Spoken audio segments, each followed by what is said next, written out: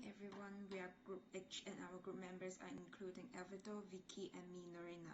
The research country that we select, which is China. First of all, I'm going to share the country's background, and after that I'm going to discuss the question 1, Alvaro focus on question 3, and Vicky will talk about the question 4. Well, for the country background, China is a sovereign state located in East Asia. The history of China has more than 4,000 years, which is one of the oldest visualization in the world. China has a strong economy from which Australia imports large quantities of telecommunication equipment, computers, clothing, and furniture. Beijing is the capital in China, and Shanghai is the most populated city of the country with a population around 15 million. Australia and China has an incredibly strong economic relationship, with China being the largest importer of Australia, such as iron ore, coal, and gold. China has also a strong surface export relationship with China that since $4.04 billion spent each year on education-related travel. China is now Australia's largest two-way trading partner in goods and service, valued at $150 billion in 2013. For the question 1, the globalization influenced the political economy of China that I explained with the first reference, which is from the Journal of the Pacific Review. Someone suggests non-interference in state sovereignty has increasingly was researched as a major theme of China's foreign policy, grounded very firmly on the principle of stated sovereignty and maximizing non-interference in other countries' domestic affairs. Beijing revisited the original basis of its foreign policy and researched what by then was an old theme in the PRC's foreign policy. The explanation with second reference is from the Journal of the Review of International Political Economy. China's speedy integration into the global economy over the past 30 years has had undeniable effects on the Chinese state. It raised questions about how the state can also encourage globalization and attempts to control its effects on the Chinese economy, culture, state policy, and the state itself. These implications have not been lost on countries' international IPE and comparative political economy, which is CPE scholars, who have focused much attention on the challenge of globalization to national sovereignty, economic sovereignty, and the role of the state in the economy. The challenge for the legal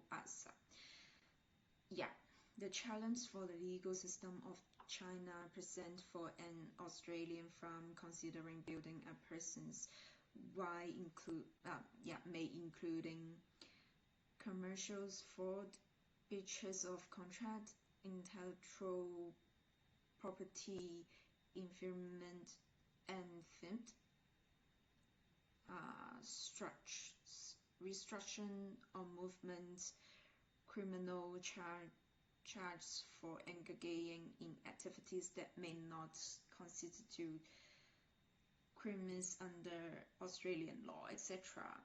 And Australian companies should spend time investigating the market, get professional advice, and conduct comprehensive due diligence before building business relationships. Australian companies should familiarize themselves with both Australian and China's law relating to business activities in China, including Australian laws and penalties, yeah, penalties pertaining to the bribery of foreign officials. I also find an journal article of the Pacific Review to support the above challenge. This journal discussed the nature of relationship in relation to friendship, bravery, and social capitals is discussed. The article also concludes with some important warning. Yes. Hi, so I'll be doing question number 3, in which I'll be using at least 2 relevant theories to assess the cultural distances between China and Australia. Next, I will be analyzing the cultures of the two countries in becoming more similar or more disparate. So, first of all, I'm choosing the Hofstede's cultural dimensions as my first relevant theory, which consists of power distance, uncertainty avoidance, individualism or collectivism, masculinity or femininity, long-term, short-term orientation, and indulgence and restraint. So, let's start off with power distance first. So, power distance refers to the gap of authority between an employer and an employee. Power distance is the degree to which less powerful members of institutions and organizations accept that power is distributed unequally. So here we can see that China has a high power distance while Australia has a low power distance. This is mainly because in Asian businesses, especially in China, have they have deeply rooted and valued corporate culture, which makes it tougher to shift. So, according to Jared Hofstede, we are now moving to uncertainty avoidance. The Chinese culture has a high level of uncertainty avoidance, which means ambiguity and uncertain situations are largely unbearable in the culture. This is also why Chinese dislike taking risk and they are strongly prefer avoiding loss. So next is the long-term or short-term orientation. In general, Chinese people are more long-term oriented. They plan ahead, they develop, and they also maintain long-lasting relationship between each business partners. Lastly, indulgence and restraint. In general, Chinese people are long-term oriented. So, societies with low scores in this dimension have a tendency to be cynical and pessimistic.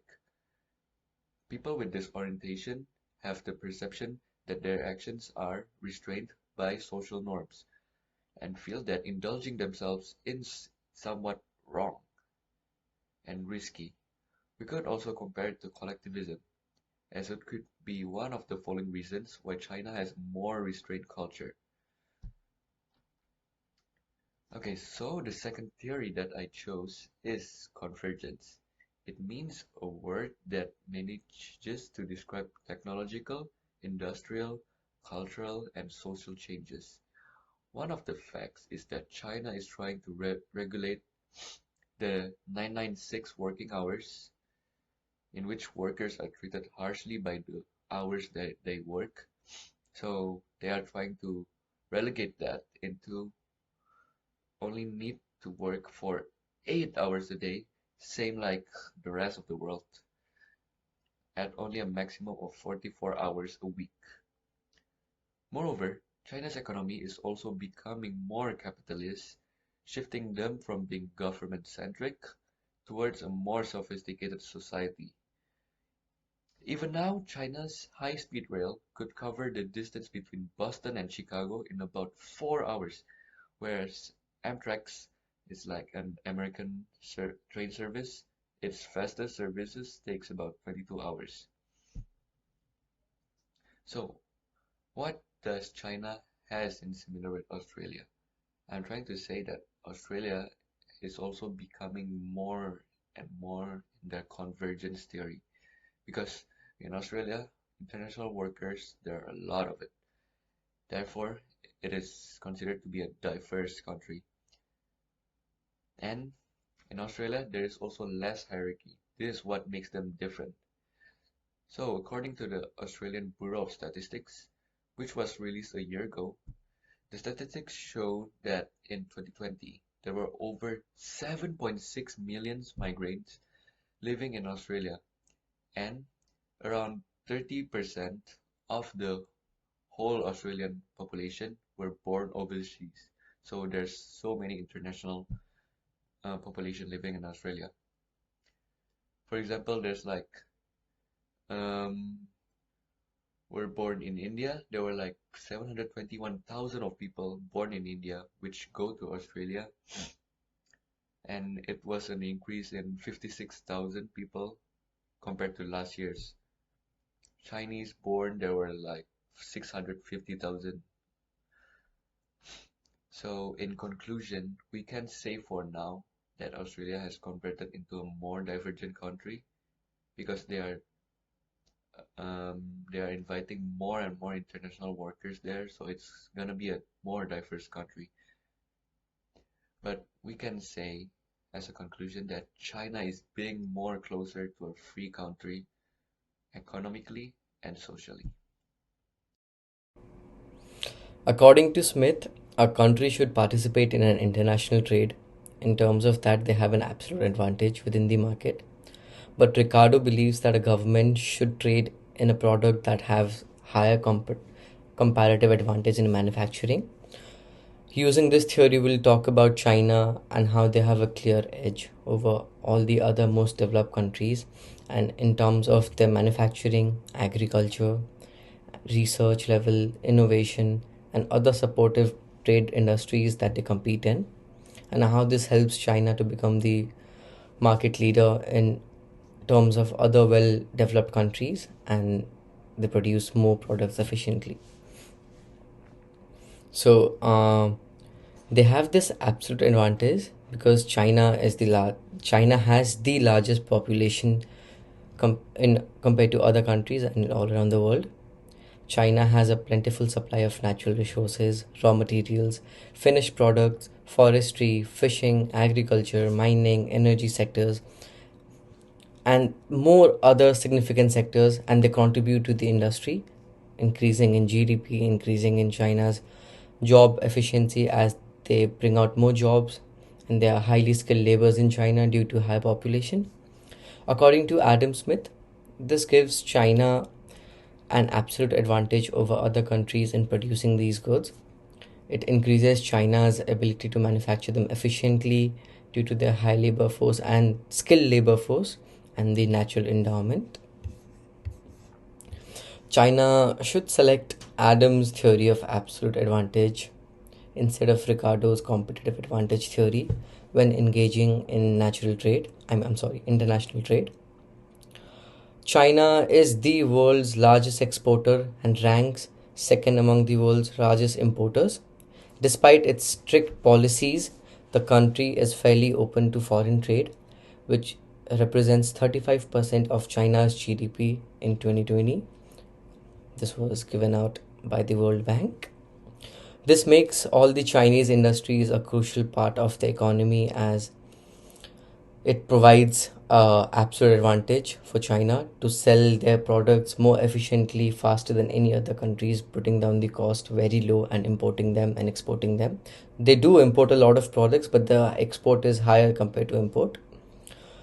Also, the export part, this helps the government to support the industry by making policies which supports all the firms within China to export their products and provide them with subsidies to lower the cost of production. Trading in this industries will help and improve international relations with other countries as other countries won't be able to produce their products more efficiently compared to China.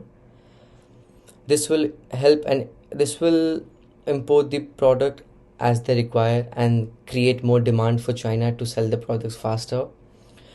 China will also help other countries to fulfill their demands by improving the quality of the product, by improving the relation and lowering the tariffs and quotas, increasing in sales in the long term.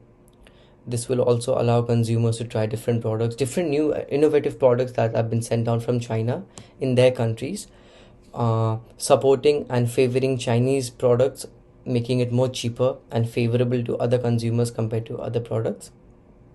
The quality and the life of the product is going to be the same, probably more higher than compared to other countries, because China is producing them in large manufacturing, labor extensive factories, which makes it more efficient for them to make more products at a lower time.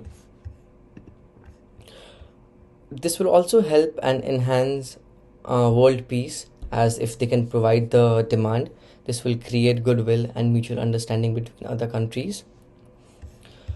uh, China also helps in the international market, as it provides new opportunities for new lineup of service or product to explore. It allows us to specialize in many fields in new market, new service, help them do better research, innovation, and develop better products and technology to fulfill the demand.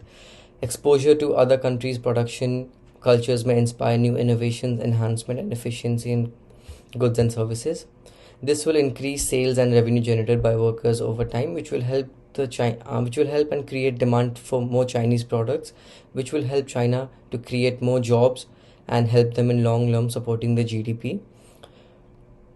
The main industry for China is going to be agriculture, mining, manufacturing industry. They are supporting the GDP mostly due to their high export, and as China has a vast amount of land and population, this makes it more favorable for China to stand above all the countries in the terms of export and having the good and strong power in international trade compared to other countries. Thank you.